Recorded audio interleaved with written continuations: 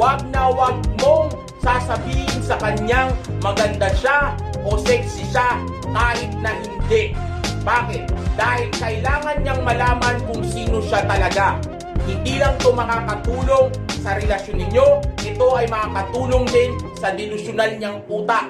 Huwag niyong bulahin ng mga kababaihan dahil mas ma-appreciate nila ang honesty. O maaaring masaktan siya.